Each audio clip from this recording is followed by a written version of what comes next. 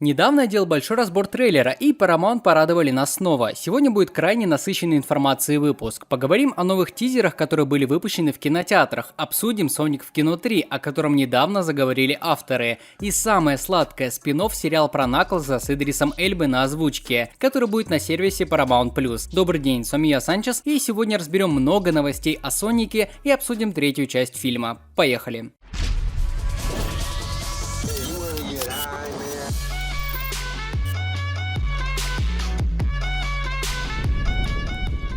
Ребята, я все так же пытаюсь поднимать актив на канале, поэтому не забывайте ставить лайки и писать комментарии, это поможет рекомендации видео. Но не буду вас отвлекать, давайте начнем. Давайте, чтобы особенно вас не путать, пойду от разбора тизера и постепенно подойдем к новостям о третьей части. Paramount активно стали пиарить и рекламировать выход второго своего фильма про ежика Sonic в кино 2. И в кинотеатрах стали крутиться новые тизеры и промо, которые также стоит обсудить. Первый кадр сходу нам показывает битву в доме, как нашего Соника нехило так вбивают в стену, что он даже ее ломает и летит дальше. Предположение о том, что это дом Тома, подтверждается. Сейчас нам показали его с другого угла, и мы точно можем сказать, что да, это дом Тома. Дальше мы видим все похожие кадры из прошлых трейлеров, но вот тут мы видим новый момент. Наш доктор Эггман стоит чашкой попкорна и смотрит куда-то вдаль. Скорее всего, он просто наслаждается битвой Наклза и Соника и ждет момента, когда кто-то из них победит.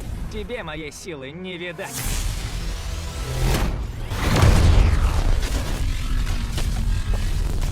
А похоже, что я нуждаюсь в твоей силе.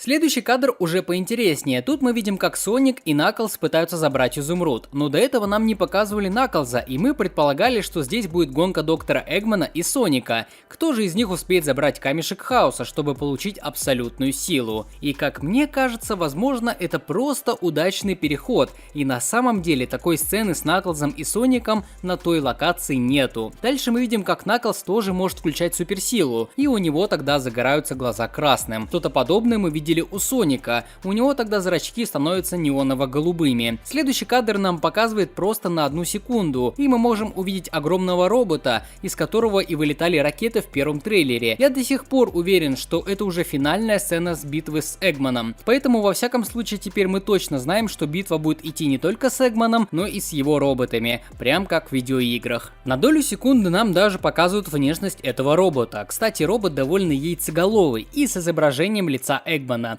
Если вы играли раньше в старые игры с Соником, то, наверное, помните, что в основном все транспорты, все роботы дизайном были похожи на нашего усатого врага. И тут мы снова видим все те старые знакомые кадры с виражами Тейлза и Соника. Напоминаю вам, что полет Тейлза и Соника — это каноничная отсылка на одну из миссий, где в игре Sonic и Knuckles 1994 года Тейлз подлетел на самолете и забрал Соника. После этого нам показывают сцену, как доктор Эггман пришел сам в дом к Тому и Сонику, особенно ночью, это очень странно. Скорее всего, информация о том, что Соник остался дома один, верная, и доктор Эггман пришел мстить в самый неподходящий момент для ежика. Вообще, если смотреть на этот тизер под другим углом, то становится понятно, что авторы в фильме будут делать большую ставку на Наклза и Соника, и их противостояние станет главным в фильме. И даже отомщение доктора Эггмана, по моему мнению, уйдет на второй план. Но не будем забывать, что если авторы хотят сделать каноничный фильм по мультфильмам, мультсериалам, играм, то обойтись без Shadow будет просто невозможно. Особенно после того, как нам показывали кадры с особым отрядом Ган. Как мы знаем, они пытаются защитить Землю от всевозможных угроз, включая и Эггмана, а в играх они пытались защитить Землю от Shadow, то есть намек на финал будет очень увлекательный. И как мне кажется, в финале они могут показать как раз таки Shadow, и это будет большой и жирный намек на продолжение серии. Но пока это все, что нам показали из новых тизеров. Я думаю, их больше не будет, так как Paramount боятся заспойлерить весь фильм. Поэтому, скорее всего, нам нужно просто дождаться уже релиза фильма и глянуть, что там придумал Джефф Фаулер, режиссер фильма.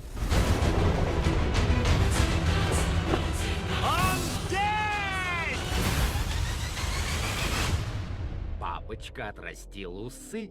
Ну, переходим к самому интересному. Sonic в кино 3. Заходим в официальный твиттер Paramount и видим хэштег Sonic Movie 3. Официально находится в разработке с Paramount Pictures and Sega. Пока к выходу готовится второй фильм про Соника, компания Paramount и Sega уже анонсировали создание Соника 3 в кино, а также расширенные франшизы. Мы рады сообщить, что третий театральный фильм о Сонике и первый игровой сериал о Сонике для Paramount Plus находятся в активной разработке, рассказал Deadline гендиректор Sega Харуки Сатоми. Эта крутая информация подтверждает все слухи о том, что Джефф Фаулер не остановится на достигнутом и будет пытаться развивать вселенную Ежика и дальше. По моему субъективному мнению, опять же, на это нет никаких подтверждений, и это лишь мое предположение, вторая часть в финале заспойлерит нам Shadow. Не зря нам показывали снова кадры с Пентагоном, отрядом Ганном и всем таким. Shadow прилетит на Землю разобраться, что же тут происходит, и все события будут уже развиваться в третьей части. Также помимо этого нам анонсировали новый сериал, который выйдет на Paramount+.